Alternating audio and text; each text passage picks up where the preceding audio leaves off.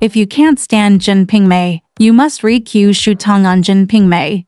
For a long time, I only thought that Jin Ping Mei was a strange and erotic book. And I harbored some curiosity about little pornographic books. After reading a few chapters, the language was exposed, coupled with the ancient classical Chinese. I couldn't stand it anymore. Zhang Chao, a native of the Qing dynasty, said in Yu Mingying that The Plum in the Golden Vase is a book of mourning. Its tragic significance lies not only in showing that the feudal autocratic society was in dire straits due to the arrogance, corruption and perversion of the law by the ruling group, as well as the impact of capital power. It also not only writes about the poor people living like yours, selling their children, and living a life of selling their children. It only takes for Tales of Silver chapter 37. And it also reveals the difficult rise of Chinese merchants in the 16th century and how they had to fight against corruption when new economic relations had not yet been fully developed. The ugly collusion between feudal forces. The tragic significance of Jin Ping Mei also lies in objectively showing the surging trend of human thoughts in the late Ming dynasty, when new ideological weapons have not yet been found to attack traditional asceticism. People's awakening often appears in the ugly form of indulgence in human desires. The indulgence of human desires and the suppression of human nature are both destroying people's own value. The rotten ones are of course dying, and the emerging ones also have a bleak future. The whole world of Jin Ping Mei is dark, which makes people feel sad and suffocating. But to be fair, Jin Ping Mei also has a unique position in the history of literature.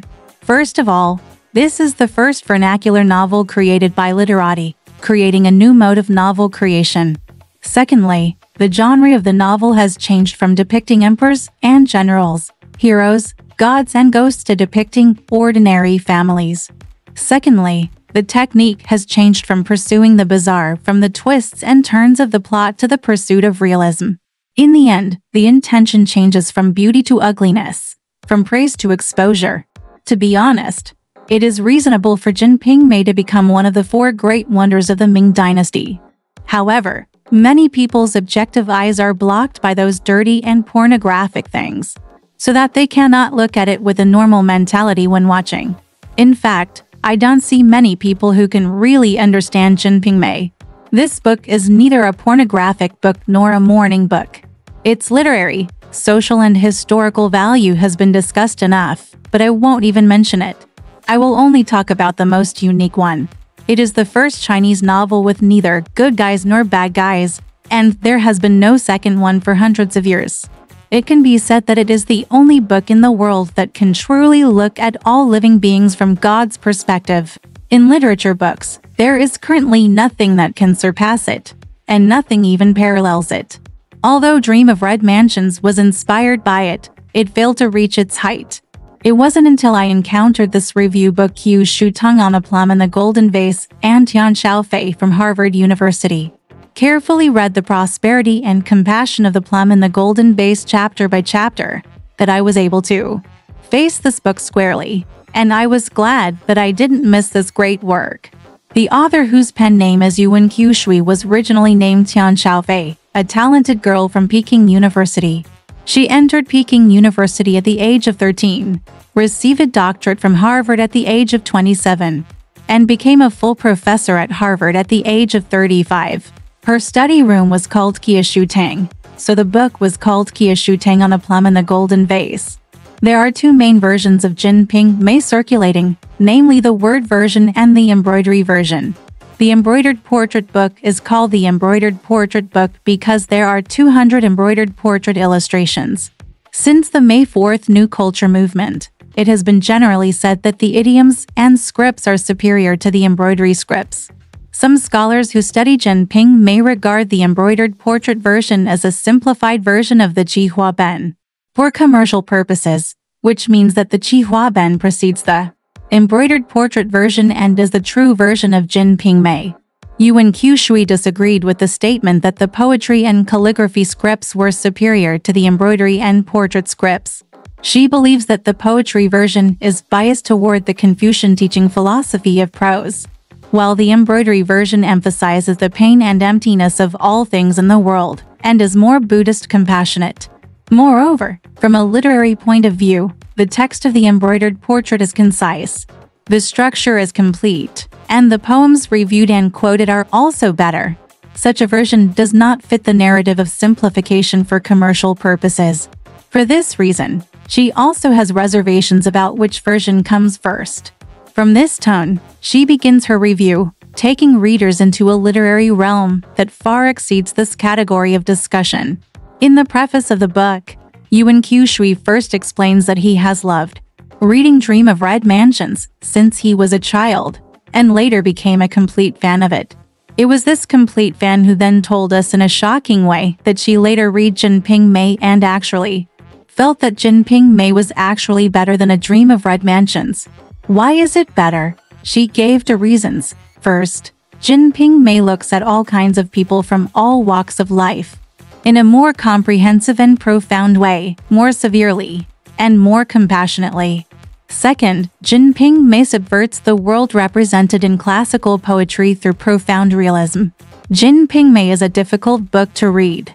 It has a complex structure, and most of the chapters are narrated in a very slow tone. Every time a plot is told, irrelevant stories are interspersed, and there are highest descriptions of clothing, food, and clothing, singing songs, etc., make people forget about where they are after reading this. As for the parts that describe the women being abused by Simon King, it is simply impossible to read. This makes many people unable to finish reading this book. Therefore, reading it requires not only a passionate love for life, but also a strong and mature spleen and stomach. So it makes sense to say that it is a truly adult novel. It is from this kind of writing that Jin Ping Mei states the sinking and transformation of people in material desires, and also concretely and appropriately embodies the view that people can derive love from carnal desires. The former has quoted Mr. Hu Jin's opinion in the previous article, saying that it is unprecedented. The latter was a breakthrough in classical novels, and for a long time to come, this point was ahead of its time in novel creation. This is a very modern point of view. Therefore, the appearance of Qiu Shui's review is very important, because her writing method is very special. There are 100 chapters in Jin Ping Mei, so she commented on each chapter and wrote 100 chapters. Reading is as friendly and seamless as reading notebooks, and many of the original obstacles in reading have been eliminated by her unconsciously. Her writing style not only allows readers to get close to her commentary, but also allows readers to get close to the text of Jin Ping Mei. She provides convenience for some readers who want to get close to Jin Ping Mei but feel that it is inaccessible. Now that I have Qiu Shuitang on the Golden Ping Mei at hand, it will be much easier to take a closer look at the overall situation. The first thing that appears in each review is the review of the embroidery book, followed by the review of the poetry book as a comparison. In each chapter, Qiu Shui combines narrative and commentary, with different emphasis in each chapter. She loves details and believes in the Western proverb that there is God in the details. Indeed, because life is best found in the details. Wherever her vision reaches, there is always something unique.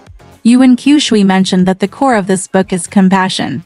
Compassion is not pity. Compassion comes from a sense of superiority.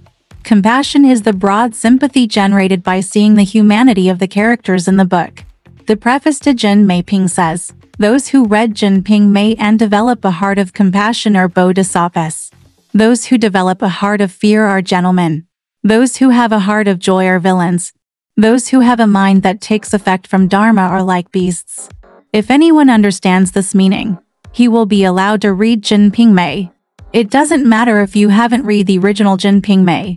Qiu Shui started from the comparison between the original version and the embroidered image version and gave a detailed commentary on 100 chapters of the original work.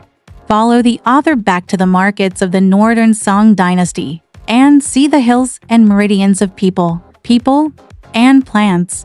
The title of the book Jin Ping Mei implies the names of 3 women, Pan Jinlian, Li Ping'er and Pang Zhenmai. Jinlian is the one in water margin in which Wang Po plotted to sip Simon King to poison Wu Daling. She had an affair with Simon King and was instigated by Wang Po to poison Wu Daling to death. The story of Golden Lotus is presented in a more three-dimensional way in Jin Ping Mei. We do not deny Jin Lian's restlessness, lust, weakness and viciousness, but we understand the reasons behind her behavior and see her enthusiasm, intelligence and beauty. In the end, Jin Lian was killed by Wu Song like a tiger. I deeply understood the compassion shown by the author in Jin Ping Mei. It describes men's desires as well as women's, and it looks at women equally. Not only young women are attractive, but married women and those over 50 all have different vitality. Great works can transcend the times, which is the greatness and pioneering nature of Jin Ping Mei. It turns out that Dream of Red Mansions has many references to Jin Ping Mei, including quotes from poems and operas and designs that imply the fate of the characters. The big difference is that A Dream of Red Mansions is a combination of the fairy world and the human world. The jade and the 12 golden hairpins are both beautiful and fairy-like, even if it turns out to be completely white and clean in the end. There is still hope and vitality of orchid, gui, fragrant and fragrant. Jin Ping Mei writes about as exactly the world of middle-aged men and women that is often passed over in A Dream of Red Mansions and is always described in a disgusting tone. It is the world of Jia Lian, Jia Zheng, King Wen's sister-in-law, and Bauer Jia, and An Zhao's world. Even the most depraved characters are endowed with poetic humanity, and no character has inhuman perfection or absolute standards of judgment. Many Voices does not focus on one or two protagonists, and every image is profound and vivid. The author said that if you throw away self-deception, which woman does not have a little bit, of Pan Jinlian, Li Ping'er, Wu Yunyang, Meng Yulu, or Peng Shanmai. In today's era, there are many Xiamen kings, men who want power and fame after getting rich, and are ridiculed as vulgar. But there are also many men who are honest and stupid in front of and in the eyes of women. Not to mention Chen Jingji, who growing up in the pampering of his parents, and surrounded by beautiful flowers, he is a bastard but actually innocent young man.